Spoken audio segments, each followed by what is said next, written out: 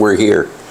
Man, do I have that light bright. Holy moly. And you probably can't even see me because it's so bright out there.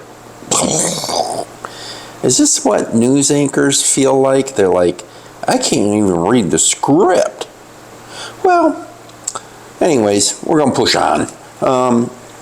Welcome back to Rooaak. I'm your host, Frederick, and we're going through Ecclesiastes. Today is Ecclesiastes 10. Yeah, Ecclesiastes 10. We're going to do it in the New Living Translation. Yeah, New Living's pretty cool. You know, I think it came off the Living Bible. That was Ken Taylor. That was through Tyndale. What a great translation that was.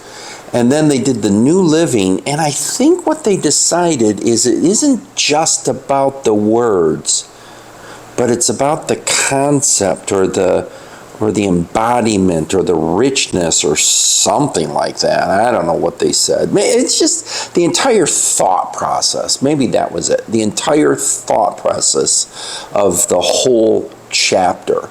Anyways, I love it. New Living's pretty good, actually. So today, New Living. So welcome. Another great, well, little cloudy, you see the yacht? Well, it's not a yacht, it's a ship. They're waiting to load or unload. So they park them out here and they say, what a great view, we'll stay here for a week. Anyways, so I don't know how many days it's been there, but whatever, it doesn't matter. So we're going to read Ecclesiastes 10 today.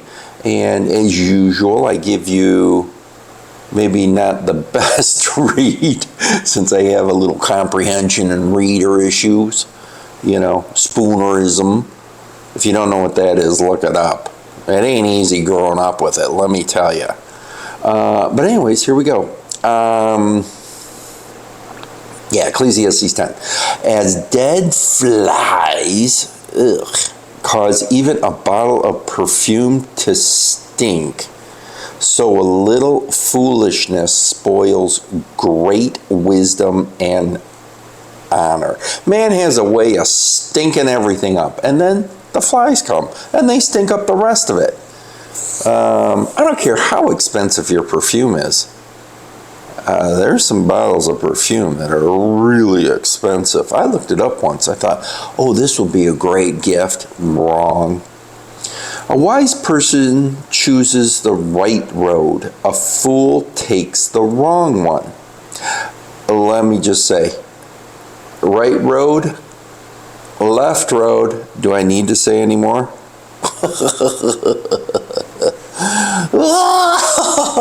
You make me laugh. And you know what? I feel like I'm really reserved today. Like I'm just monotone. I kind of get some energy in this. Let's go. You know what ruach stands for? Well, I do. Can't you tell? Yes, it's the breath and the wind and the Spirit of God. It's in Genesis 1:2. It's pretty cool. Yeah, you should look it up. Rooaak.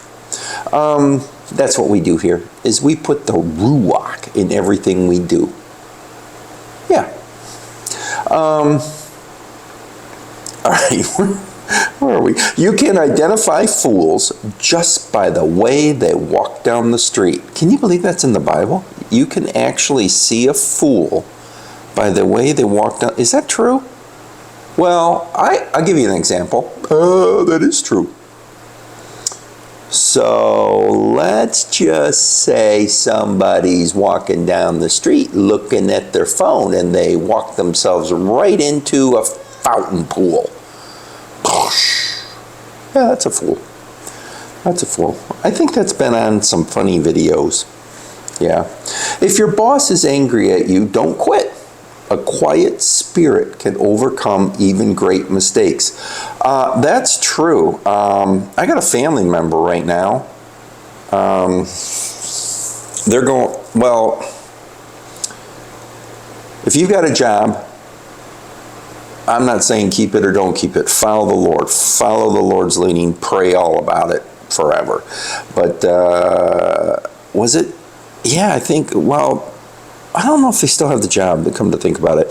But they have sent out like 1,000 applications. Not one interview. Not one. So maybe the Lord's telling them something. I don't know. The ironies of life. There is another evil. Something else about a quiet spirit.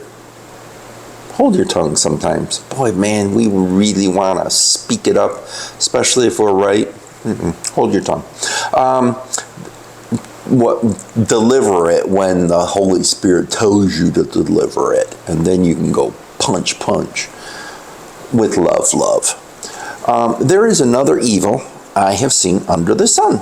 Kings and rulers make a grave mistake. See, even rich people and rulers, leaders make mistakes when they give great authority to foolish people and low positions to people of proven worth.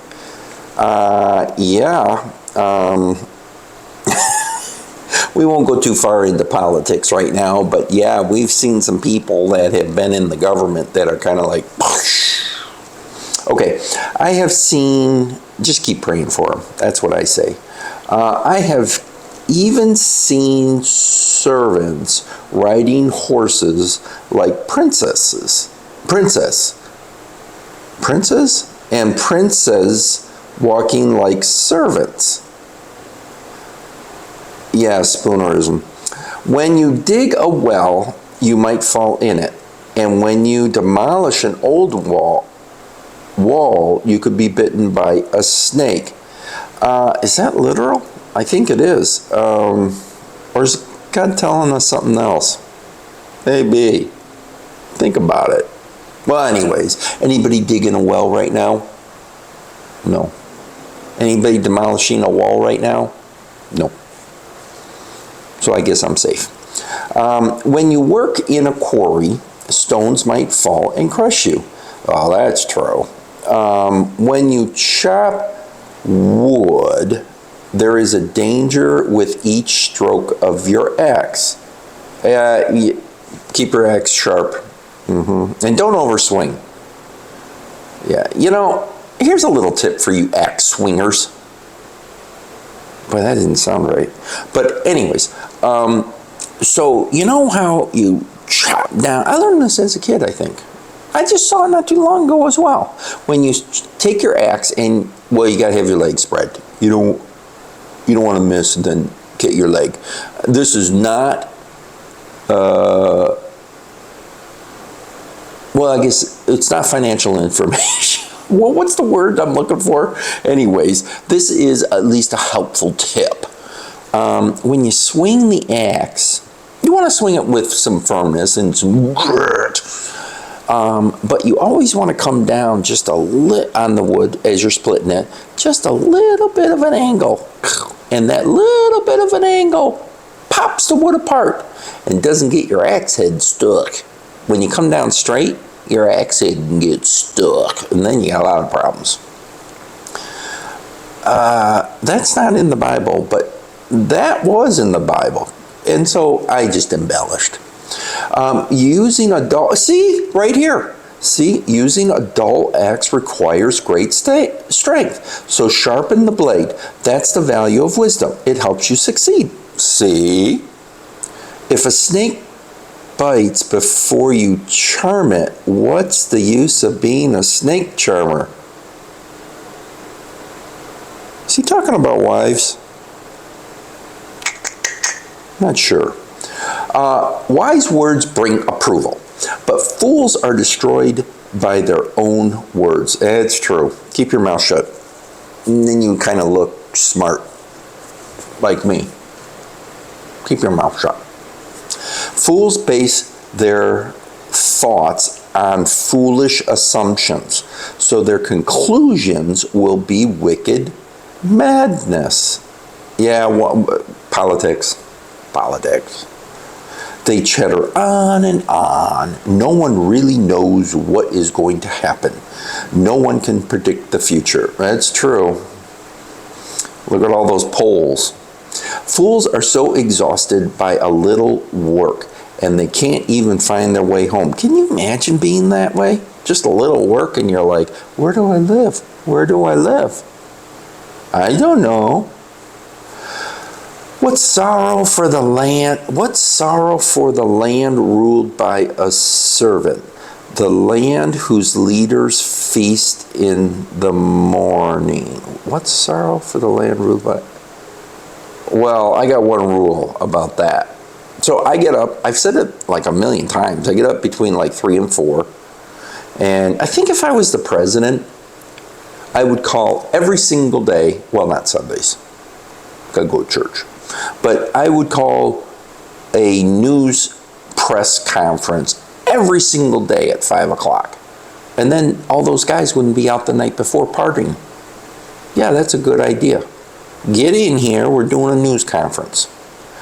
Happy is the land whose king is a noble leader, and whose leaders feast at the proper time, to gain strength for their work and not to get drunk. Yeah, it's just like the children of Israel. They had these feasts, right? I don't know, was it 7 hours or 10, 12, maybe 20? Tabernacles, trumpets, Passover, Pentecost. Is Pentecost Sukkot? Unleavened bread. Yom Kippur? Hanukkah? Wait a minute, how many was that? I'm leaving a few out. You get the idea. They were for a special time that the Lord directed the children of Israel to remember his goodness. Yeah, absolutely. Laziness leads to a saggy roof. Idleness leads to a leaky house. Okay, as a builder, I can tell you one thing. Water is the #1 enemy to a house. You got to keep it shored up, tucked up, caulked up. I came up with this a long time ago, and maybe taped up. Maybe that was it. But whatever it is, if you've got a little water, water always finds a way and destroys it. And if it doesn't, then you got little critters that come and they start destroying it. Like, what are those guys called? Like carpenter ants. Or what are those other bugs called that eat those, they munch on wood? I can't remember them right now. What are those things called? Termites. This is why it took me 3 days to write a 3-page paper. But we got through it. God help me. Yeah. A party gives laughter, wine gives happiness, and money gives everything. Well, life is a little happier with dough, and it does help out quite a bit, yeah. And wine, I don't know, kind of gives a headache, I think. Never make light of a king, even in your thoughts, and don't make fun of the powerful, even in your own bedroom. Ooh, I love this one. This one's good. For a little bird might deliver your message and tell them what you said. All right, you ready for this one? My mother would always say, your thoughts ring loud. What are you talking, Mom? I'm not thinking nothing. Yes, you are. Mothers, they got this intuition thing. They just know. It's like the sons of Ishkar.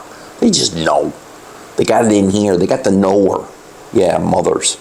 So be respectful. Be respectful at all times. Don't be thinking.